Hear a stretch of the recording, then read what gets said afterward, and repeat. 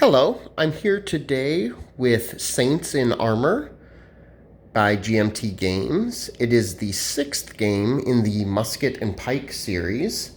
The Musket and Pike series covers a lot of battles in the 17th century, in the pike and shot era. This particular installment, though, Saints in Armor, covers the early parts of the 30 Years' War. Mostly battles featuring the Count of Tilly. This particular one I am doing today is the Battle of White Mountain during the Bohemian Revolt.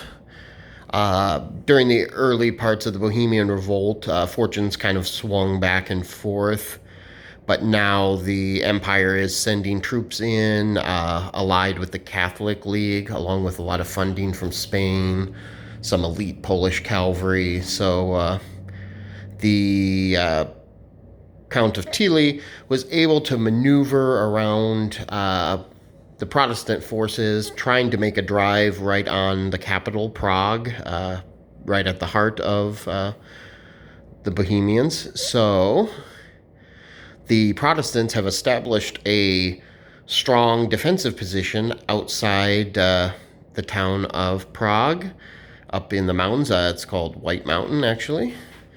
I'll go into a little more detail now on the Protestant side. First of all, over here on the left wing, we have Wing Commander Thurn leading some Moravian and Bohemian forces. There is a heavy field gun in an emplacement right here, and guarded by some commanded musketeers, and some light cavalry, some heavy cavalry. Now let's go over to the Protestant center. Their wing commander, Hohenlohe. He starts on his Finnish side. Actually, all the Protestant leaders start on their Finnish side in this scenario, meaning they cannot activate in the first turn. And this is just to simulate how the Protestant leadership was slow to react to the attack. They have some heavy infantry, some heavy cavalry, some light cavalry, another light 4 to 8 pounder gun up in a emplacement. And let's go over here to the right wing, Wing Commander Schlick. And he has a heavy gun. This is a extremely heavy gun, kind of a commanding position looking over the Catholics' position. It has fortification around it. And if you actually notice, over here is Chateau Stern. It was, I believe, a hunting lodge used by like Bohemian royalty. It has a wall around it here, and there's some cliff sides over there. And these units here are garrison units, but they are part of the right wing.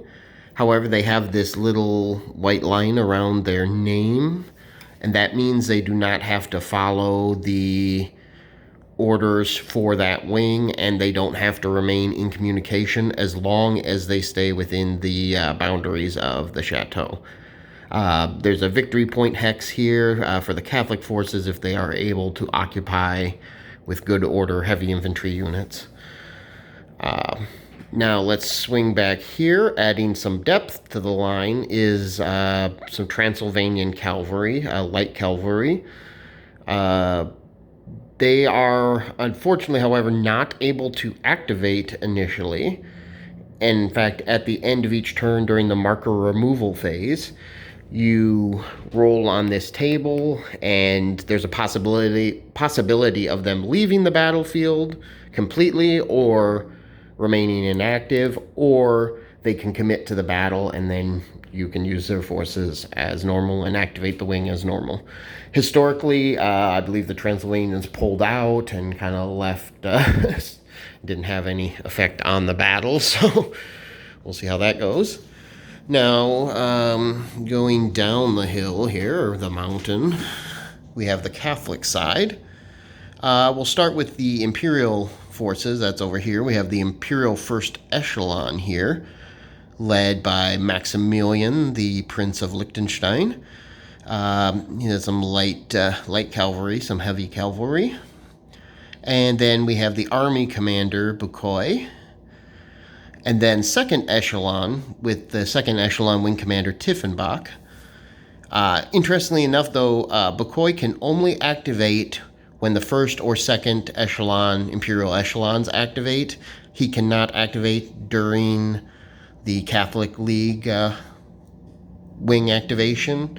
And that's just because even though they're on the same side, there is two separate command structures there. Now this cannon here represents 4 heavy guns that were lent to him by Tilly from the Catholic League. They had 12 heavy cannons that were referred to as the 12 Apostles. He kept 8 and lent 4 of them to Bucquoy. So they activate along with the first echelon, even though it's colored like the Catholic League forces. Okay, over here we have some of that elite Polish cavalry. And then let's swing over to the Catholic League forces. We have their remaining 8 guns here.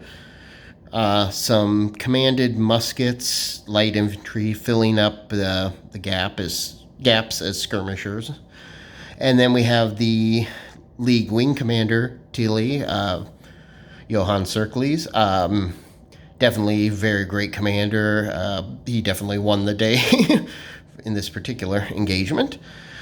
And then over here, the army commander for the Catholic League forces is Maximilian I of Bavaria, Duke of Bavaria. He, interestingly enough, even though the country was very poor, he was very wise financially, and he became one of the richest men in Europe. Interestingly enough. And he can only activate when the Catholic League wing activates. He cannot activate when the Imperial wing activates too. Then back here we have Württemberg. He was just guarding the baggage train for the Catholic League forces. So let's pull it back out here and give kind of an overview. This lot of elevation changes. This is kind of the low valley, and they're working up to the hill. This road here leads to Prague, the capital, and there's extra victory point hexes in some of these places for the Catholic forces to occupy. And actually, this particular battle, it is nearly impossible for the Protestant forces to win, because historically this was definitely a blowout. In fact, it ended the Bohemian Rebellion. So there's really no hope of me winning. I will be playing the Protestant side, but I will just see how good of a job I can do. Maybe do a little bit better than historically. But there is just inferior equipment. Even though I have the superior position, there's inferior leadership, and it's just going to be a tough fight. Interestingly enough, too, this is a feature I like that got added with Saints in Armor. Each battle has its own little mini battle mat that keeps track of the terrain effect charts for that particular battle and some of the special rules, because each scenario has its own rules. And this way you don't have to page through the book. It's a little more easy to have it right there. And you have your unit orders right there. The Catholic first and second echelon starts under charge orders, and the left wing starts under make ready orders. On the Protestant side, everybody starts under receive charge orders. And as I said before, you cannot activate during the first turn. You can only react. So we will see how this goes. I'm going to stop it here and then take the first turn and see how things look after that. And we'll continue in part 2.